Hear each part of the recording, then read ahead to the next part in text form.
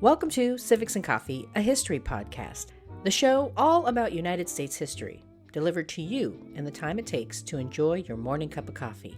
I'm your host, Alicia, a historian trained in United States history with a passion for telling both the known and unknown parts of America's past.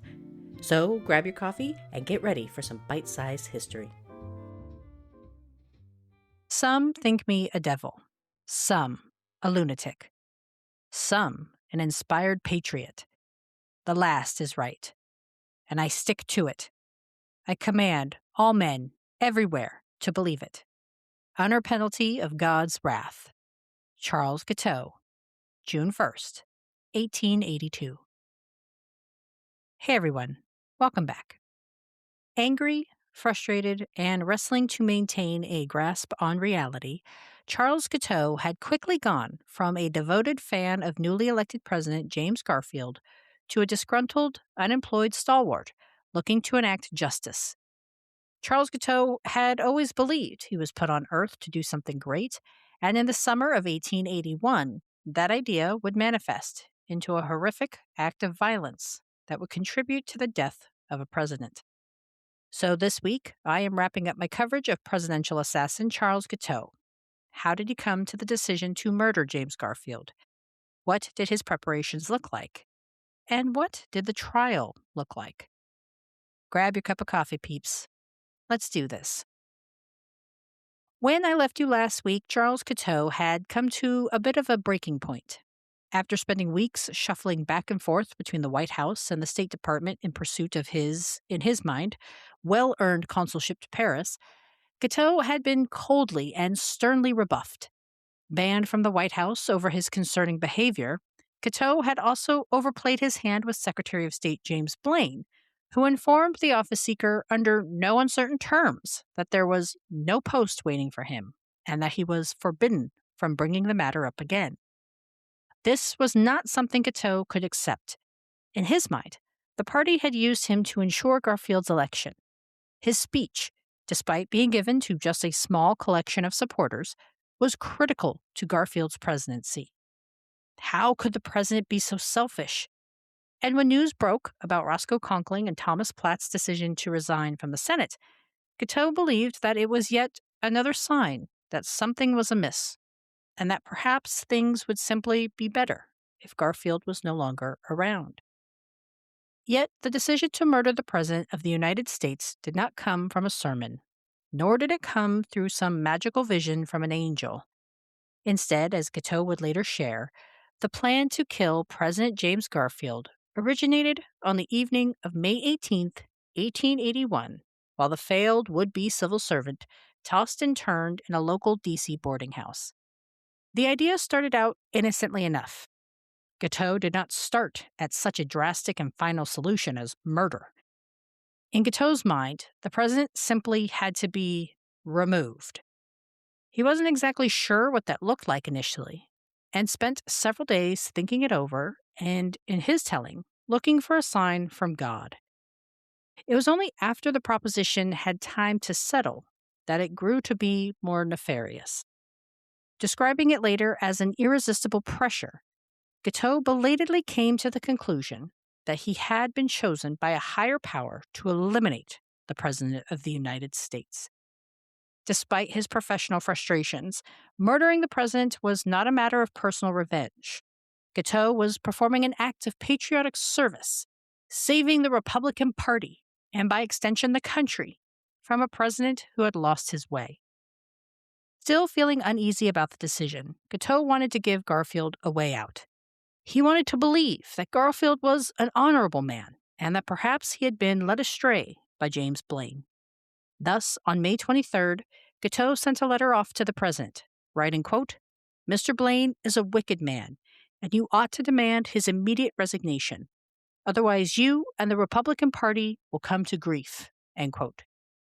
When the president failed to respond to Guiteau's liking, he proceeded with his plans for Garfield's execution.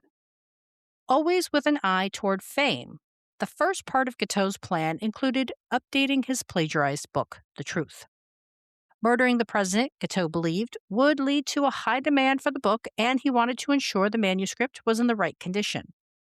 Guiteau next borrowed money to purchase the weapon that would bring him fame and fortune, a 44 caliber ivory-handled revolver.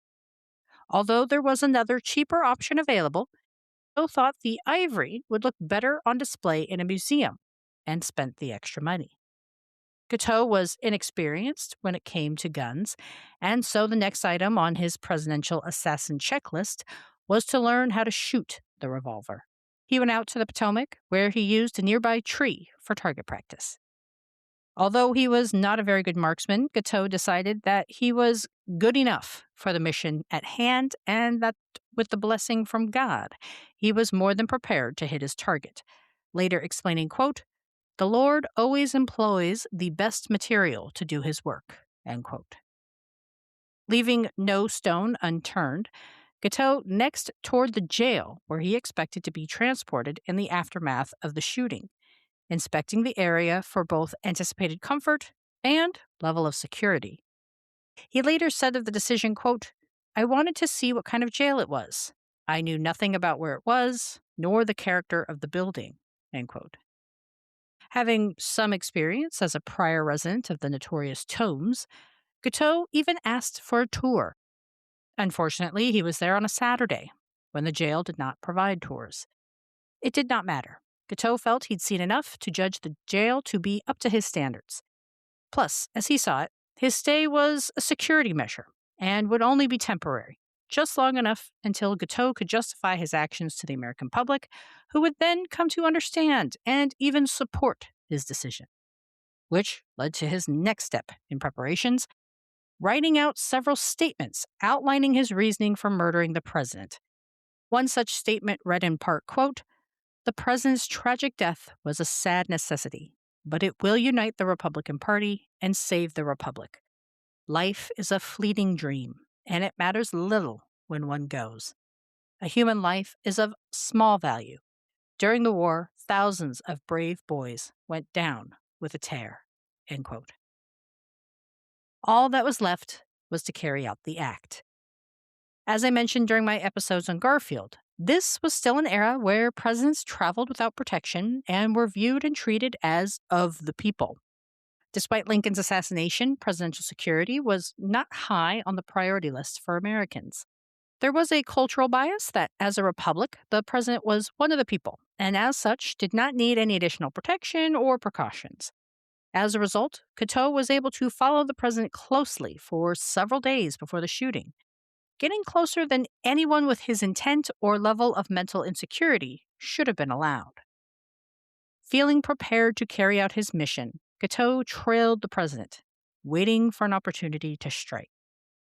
He eliminated the White House as a potential site as it was too crowded with staff, and given Guiteau's prior antics, it was unlikely he'd be able to fly under the radar.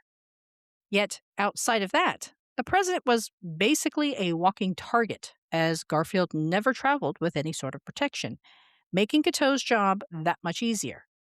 As a result, whenever Guiteau left his room, he always made sure to reach for his pistol and put it in his pocket, ensuring that if the opportunity should present itself, he would be prepared.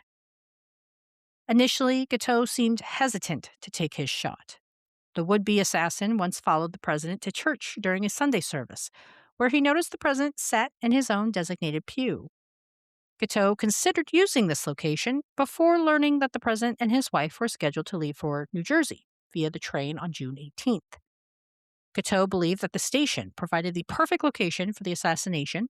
However, upon arriving and seeing the First Lady, who was sick with malaria, Guiteau lost his nerve, recalling later, quote, "Mrs. Garfield looked so thin, and she clung so tenderly to the president's arm that I did not have the heart to fire on him," end quote. It is odd that the sight of the First Lady was enough to stop Guiteau in his tracks, but the idea of her and the grief she undoubtedly would experience would not preclude him from moving forward just a few weeks later. Upon the president's return on June 27th, Guiteau again lost his nerve, claiming he simply did not feel like it, and he returned to his room, gun in hand, once again. Guiteau spent the next few days doing much the same, following the president closely, getting within range, only to have an excuse at the last minute. With summer vacation plans approaching, Guiteau's time was running out. The president was scheduled to depart for his trip on July 2nd, and Guiteau needed to quickly decide whether he really wanted to, quote unquote, remove the president. On the evening of July 1st, President Garfield walked to Secretary of State James Blaine's home, with an unknown shadow following closely behind him. What the president did not know was that while he was inside conferring with a member of his cabinet, Charles Guiteau was outside, waiting patiently to act on his mission from God. When Garfield emerged, Guiteau was surprised to see him huddled closely in conversation with Blaine. This again foiled his plot, but it also did something more. Seeing the two of them together, so close and engaged in hushed conversation, confirmed everything Guiteau suspected. Garfield had been destroyed by the nefarious influences of James G. Blaine, and there was no saving the president now. He needed to go. Charles Guiteau awoke early the next morning with fresh resolve. He was certain of his decision and was determined that the president could not be allowed to board the train later that day. After eating breakfast and enjoying a morning walk, Guiteau took a cab to the train station and then hired a hack to take him to the Congressional Cemetery, which was located right next to the jail where Guiteau planned to turn himself in after he accomplished his mission. With transportation safely secured, Guiteau prepared to make the worst kind of history. He left a stack of papers, including the updated versions of his manuscript, at a newsstand, then snuck into the bathroom to inspect his gun and make sure all appeared in working order. Satisfied that everything was normal, Guiteau walked into the station and got into position. Before long, Guiteau saw the president and the Secretary of State enter.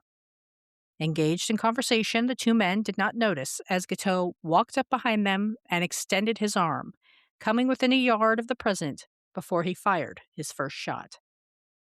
After firing another round, Guiteau wiped his revolver and placed it back in his pocket as he made his way toward the exit and toward his waiting transportation. He was quickly apprehended by Officer Patrick Kearney, who in the excitement of the moment neglected to remove the pistol from Guiteau until after they had arrived at the police station. Guiteau did not resist arrest. His only comment initially was, "I am a stalwart. Arthur is now President of the United States." What Guiteau did not know at that moment was that his assassination attempt had failed. The president's wounds, while serious, were not fatal. Of course, you also know that thanks to a series of medical miscalculations, President Garfield would die a slow and painful death from infection. But as far as Guiteau was concerned, the president was dead, and he had succeeded in bringing about political transformation. Instead of showing remorse or regret for his action, Guiteau was almost jovial about the outcome. Yet, despite what Guiteau believed, the assassination did not earn him the respect of the Republican Party or the American people. The reality was just the opposite. Even one of the guards that were stationed to protect Guiteau snapped, firing into the prisoner's cell and missing Guiteau's head by mere inches. Instead of bringing Guiteau fame, fortune, and respect, the decision to attack the president only made him a pariah, an enemy of the people who were intently focused on ensuring justice was done. The trial for the United States versus Charles Guiteau began on November 14, 1881. District Attorney George Corkill anticipated Guiteau would use an insanity defense. His speeches and letters thus far were clearly born from a diseased mind. Yet publicly, Corkill tried to diminish such reasoning, telling one reporter, quote, "He's no more insane than I am," end quote. Jury selection proved difficult. Given the publicity, many potential jurors indicated their opinions of Guiteau were unfavorable and were unlikely to change with the trial. 175 people were interviewed over the course of 3 days before 12 men were finally selected to stand in judgment of Guiteau. The chaos began almost immediately, with the defendant jumping to announce his displeasure with his legal team, which included his brother-in-law, George Scoville, indicating he would be handling the majority of the trial himself, announcing, quote, "I came in here in the capacity as an agent of the deity in this matter, and I'm going to assert my right in this case," end quote. A number of witnesses were called to testify, including the president's on-site physician, Dr. Bliss. Since one of the arguments for the defense was that the president died due to medical malpractice, Dr. Bliss took the stand to counter the claim, utilizing the president's actual spine throughout his testimony to reinforce that it was Guiteau's bullet that caused Garfield's death. Later that evening, as Guiteau was being returned to his cell, someone took a shot at Guiteau, hitting his coat and likely giving him a fright, but leaving him otherwise uninjured. It was clear that this was not going to be a normal murder trial. For the defense, Scoville hoped to convince the jury that Guiteau was not responsible for his actions due to his mental condition.